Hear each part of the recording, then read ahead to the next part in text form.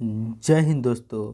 आज हम एक बहुत ही महत्वपूर्ण प्रजाति के बारे में जानेंगे और वह प्रजाति इतना अधिक महत्वपूर्ण है कि अगर वह इस धरती से विलुप्त हो जाती है तो हम मानव भी इस धरती से विलुप्त हो जाएंगे। क्या आपको पता है कि मधुमक्खियाँ विलुप्त हो जाएगी तो हम इंसानों का अस्तित्व इस धरती पर केवल और केवल 4 साल रह जाएगा। यह मैं नहीं कह रहा हूँ, यह द ग्रेट साइंटिस्ट आइंस्टाइन ने कहा था। If the we disappeared of the face of the earth, men would only have 4 years left to live। सही सुना। इतना ही नहीं, बी को इस प्लैनेट का सबसे महत्वपूर्ण प्रजाति घोषित किया गया है, वह भी एक बहुत बड़े ऑर्गेनाइजेशन के द्वारा जिसका नाम है द अर्थ वॉच इंस्टीट्यूट। इसने अपने last meeting the royal geographical society of London जो कि सितंबर 2021 में हुई थी, उसमें मधुमक्खियों को इस धरती का सबसे महत्वपूर्ण प्रजाति घोषित किया है। पर इतने छोटे से कीट को हमारे धरती का सबसे महत्वपूर्ण कीट का या प्रजाति का तगमा मिला तो मिला क्यों? तो चलिए जानते हैं। मधुमक्खियाँ ऐसा क्या करती हैं कि इनके बिना हमारी धरती पर हमारा अस्तित्व खत्म हो जाएगा। मधुमक्खियों के महत्व को समझने से पहले हमें क्रॉस पोलिनेशन को समझना होगा। वास्तव में पेड़ पौधे हमारी तरह एक दूसरे के पास चलकर तो जा नहीं सकते हैं, तो इनके रिप्रोडक्शन की क्रिया में यह मधुमक्खियाँ महत्वपूर्ण भूमिका अदा करती है। कैसे? चलिए जानते हैं। जब भी यह मधुमक्खियाँ फूलों पर बैठती है तो मेल पार्ट से पोलन ग्रेन्स यानी कि पराग को अपने साथ लेकर जाती है, और जब यही मधुमक्खियाँ पुनः फीमेल पार्ट पे जाती है तो यह पराग के दाने जो इनके शरीर पर लगे हुए थे वह ओवरी से मिलकर रिप्रोडक्शन की प्रक्रिया को संपूर्ण करती है। इस पूरे प्रक्रिया को ही क्रॉस पोलिनेशन कहा जाता है। इस क्रॉस पोलिनेशन प्रक्रिया के कारण इस धरती पर 70 से अधिक प्रतिशत खाद्य पदार्थ उत्पन्न होते हैं, जिसमें से सब्जी से लेकर फल, नट्स, महत्वपूर्ण पेय और महत्वपूर्ण पहनने योग्य कपड़े भी इसी लिस्ट में शामिल है। तो चलिए थोड़ा सा इसके बारे में जान लेते हैं। सब्जियों में क्रॉस पोलिनेशन प्रक्रिया के कारण गाजर, पत्ता गोभी, प्याज, बैगन जैसे सब्जियां उगती हैं। फलों में क्रॉस पोलिनेशन की क्रिया के कारण सेब, तरबूज, खरबूज, आम जैसे रसीले फल भी उगते हैं। काजू, पिस्ता जैसे सूखे मेवे भी इसी क्रॉस पोलिनेशन प्रक्रिया के कारण ही होते हैं।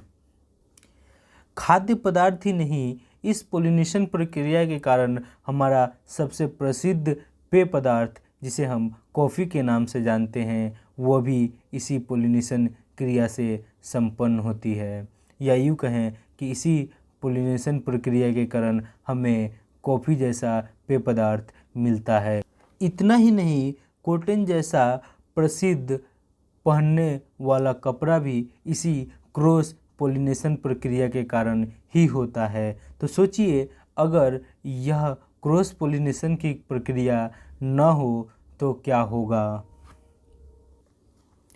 इन मधुमक्खियों के विलुप्त होने से हम इंसानों पे ही नहीं बल्कि इस धरती पे रहने वाले जीवों पे भी इसका प्रभाव पड़ेगा। खाद्य श्रृंखला के आधार पे इस धरती पे रहने वाले जीवों को 3 भागों में बांटा गया है: शाकाहारी, मांसाहारी और सर्वाहारी।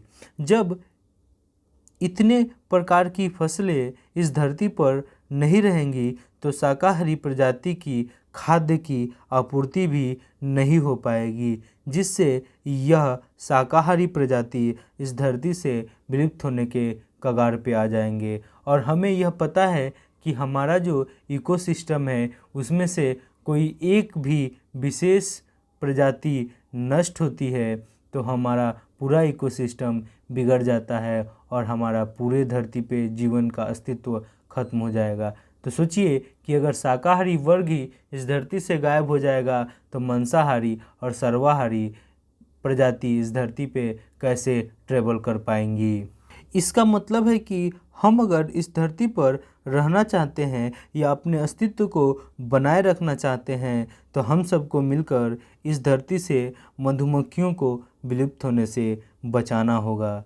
मधुमक्खियाँ ही नहीं, इस धरती के इकोसिस्टम में बहुत सारी प्रजातियाँ विलुप्त हो रही है, उन सभी को बचाना होगा, क्योंकि सभी का अपना अपना महत्वपूर्ण रोल है इस पृथ्वी पर। ये नहीं सोचिए कि इंसान ही सर्वश्रेष्ठ है, इंसान भी इन छोटे छोटे कीट और जानवरों पर आश्रित है, चाहे वो आश्रय डायरेक्ट हो या इनडायरेक्ट हो। तो हम सब इंसानों को मिलकर ऐसी प्रजातियों को विलुप्त होने से बचाना होगा।